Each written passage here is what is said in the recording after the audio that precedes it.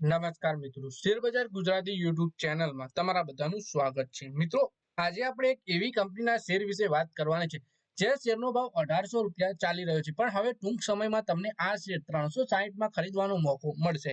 તો આ કઈ કંપની છે અને કેમ આ શેરમાં આટલો મોટો ઘટાડો આવી શકે છે, એના વિશે આપણે તમામ માહિતી ડિટેલમાં જોઈએ। તો આ વિડીયોને તમે પૂરેપૂરો જોજો, જેથી કરીને જો તમારા જોડે પણ આ કંપનીના શેર હોય તો તમને આ શેર વિશેની માહિતી મળી રહે। તો મિત્રો, વાત કરીએ ઝાયડસ વેલનેસ લિમિટેડે આજે પરિણામોની સાથે એક મોટી જાહેરાત કરી છે। શેરધારકોની દ્રષ્ટિએ કંપનીએ આ મોટો નિર્ણય લીધો છે।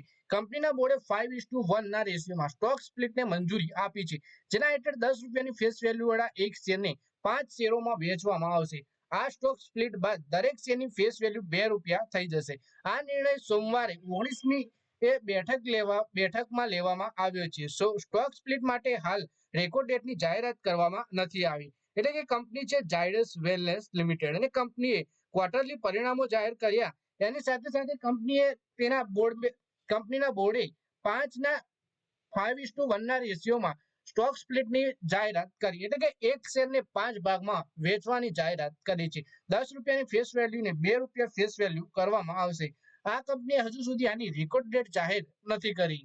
પછી વાત કરીએ કે ઝાયડસ વેલનેસના શેર સ્પ્લિટ થયા બાદ પહેલું સ્ટોક સ્પ્લિટ છે, એટલે કે કંપની લિસ્ટ થયા બાદ પહેલું સ્ટોક સ્પ્લિટ આપી રહી છે। સ્ટોક સ્પ્લિટ થવાથી શેરોની લિક્વિડિટી અને નાના રોકાણકારો માટે શેર સસ્તો થઈ જાય છે। તેનાથી વધારે લોકો ઝાયડસ વેલનેસના શેર ખરીદી શકશે, જેથી બજારમાં તેની માંગ વધવાની આશા છે।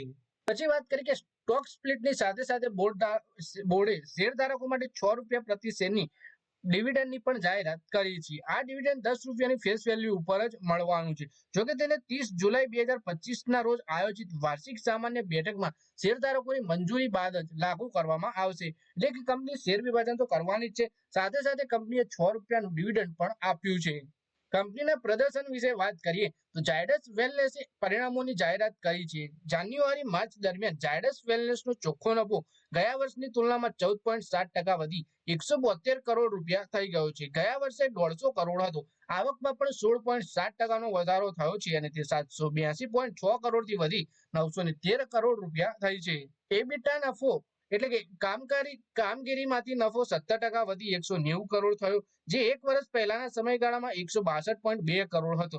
જોકે એબિટા માર્જિનમાં નજીવો ફેરફાર જોવા મળ્યો છે, જે ગયા વર્ષમાં 20.73%થી વધી 20.80% થયો। કંપનીએ વેચાણ અને કામગીરી કાર્યક્ષમતામાં સુધારો જોયો છે। તો મિત્રો, આ વિડીયોમાં આપણે ઝાયડસ વેલનેસના શેર વિશે વાત કરી, જેમાં કંપનીએ એક શેરને 5 ભાગમાં વેચવાની જાહેરાત કરી છે અને 6 રૂપિયા ફાઇનલ ડિવિડન્ડની પણ જાહેરાત કરી છે। કંપનીએ ક્વાર્ટરલી પરિણામો પણ જાહેર કર્યા છે।